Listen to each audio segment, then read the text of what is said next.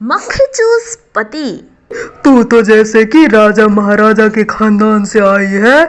एक बात बता, तेरे बाप ने कभी इतना खर्च किया तेरे ऊपर जितना कि तू मेरे से करवाती है?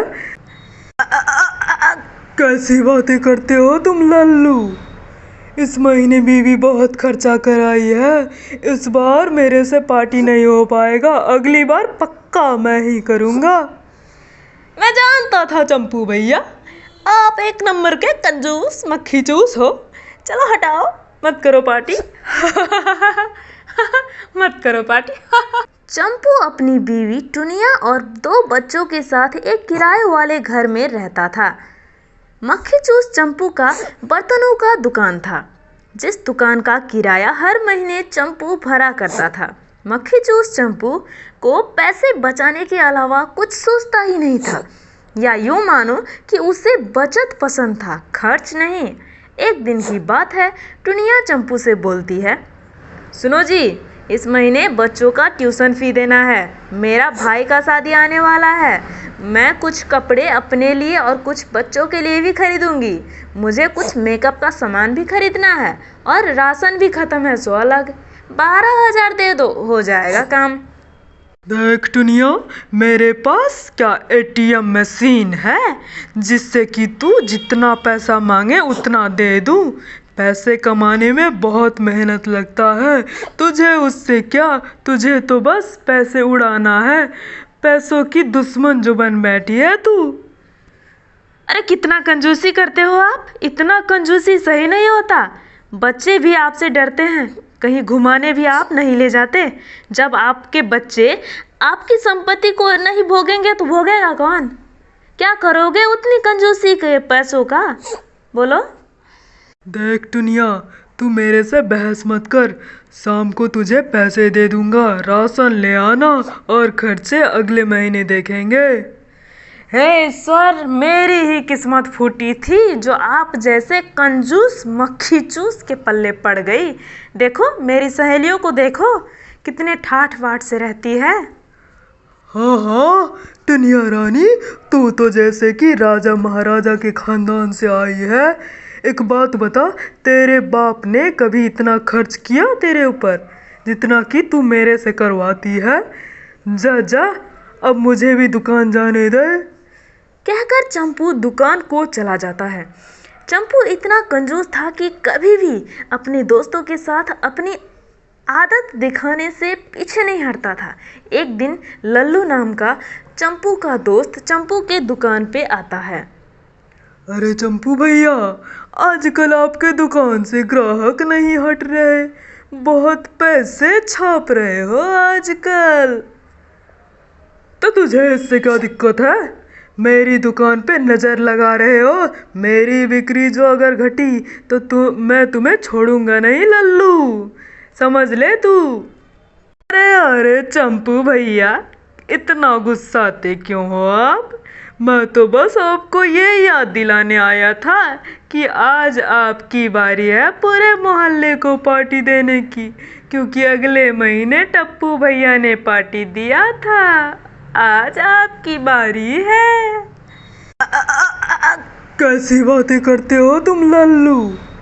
इस महीने बीवी बहुत खर्चा कराई है। इस बार मेरे से पार्टी नहीं हो पाएगा, अगली बार पक्का मैं ही करूँगा। मैं जानता था चंपू भैया, आप एक नंबर के कंजूस मक्खी चूस हो। चलो हटाओ, मत करो पार्टी। मत करो पार्टी। कहकर वहां से हंसते हुए लल्लू चला जाता है। फिर चंपू भी चैन की सांस ले पाता है। एक दिन चंपू दुकान से घर लौटता है तो मिठाई लेके आता है। टुनिया, अरे ओ टुनिया, कहाँ है तू? आजा। अरे ये क्या, आपके हाथ में मिठाई किससे मांग कर लाए हैं? या फिर रास्ते में पड़ा हुआ था उठा लिए क्या? चुप कर टुनिया, तो फिर मेरा दिमाग खराब मत कर। ये मिठाई तू भी खा और बच्चों को भी बुला, उन्हें भी दे। वैसे बात क्या है वो तो बता दो, किस खुशी में मिठाई बांट रहे हो? देख टुनिया, मैंने वो दुकान 40 लाख में खरीद लिया है। अब हमें उस दुकान का किराया नहीं देना पड़ेगा। तेरे तरह पैसों का दुश्मन बना बैठा तो ऐसे तेरे तरह पैसों का दुश्मन बना रहता तो कभी 40 लाख का दुकान अपना ना हो पाता। बधाई हो मिस्टर चंपू जी, चलो आपकी कंजूसी मक्खी चूसी कुछ तो काम आई। अब देख, तू धीरे धीरे करके मैं एक बड़ा सा घर भी खरीद लूंगा। फिर सब खुशी खुशी मिठाई खाने लगते हैं। अब तो चंपू और भी ज़्यादा कंजूस हो जाता है। अपनी बीवी और बच्चों को कोई भी ख्वाहिश पूरा नहीं करता।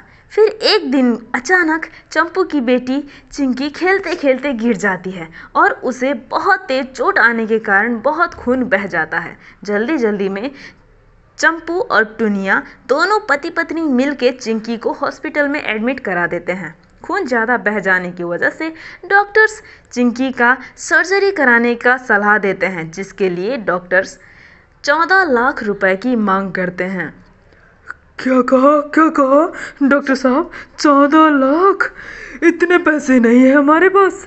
डॉक्टर साहब कुछ तो करिए। हम सर्जरी कर सकते हैं, मगर उसके लिए जल्दी से आपको काउंटर में 14 लाख रुपए जमा करना होगा। ऐसा कहकर डॉक्टर वहां से चला जाता है। क्यूरी, कहाँ मर गई थी तू? कैसे गिरा दी चिंकी को?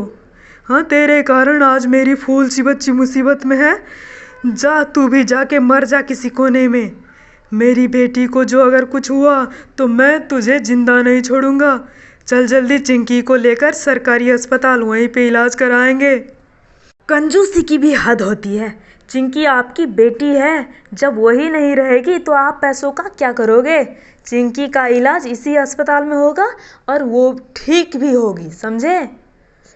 देख टुनिया, मेरा दिमाग मत खराब कर, समझी? तुझे क्या लगता है मुझे अपनी फूल सी बच्ची से प्यार नहीं? मगर तुझे तो पता है ना, 40 लाख थे मेरे पास, वो भी दुकान खरीदने में लग गए। फिर कुछ ना कहते हुए टुनिया वहाँ से चली जाती है।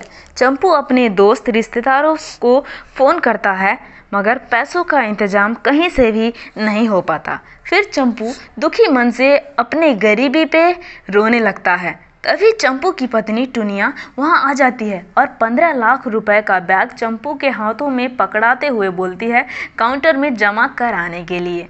फिर चंपू काउंटर में पैसे जमा कराता है।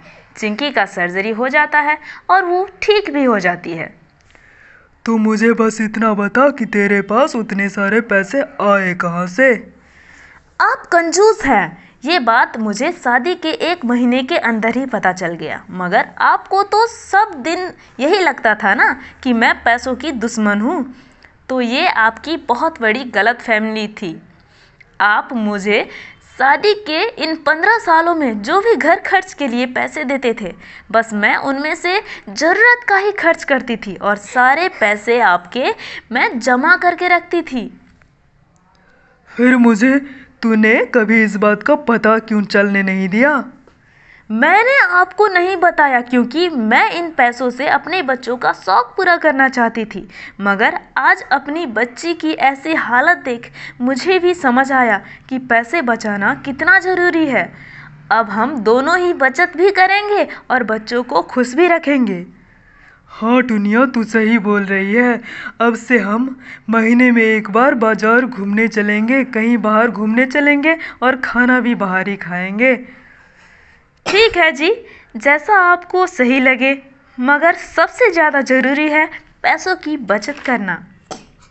उसके बाद हर रोज़ चंपू अपने बच्चों के लिए कुछ ना कुछ घर ले जाता और महीने में एक बार पूरा परिवार बाहर खाना खाने और घूमने भी जाते।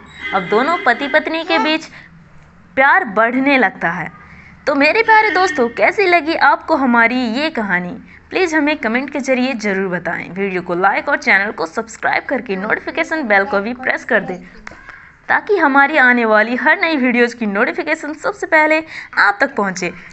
फिर मिलते हैं ऐसे ही इंटरेस्टिंग कहानी के साथ। तब तक के लिए गुड बाय।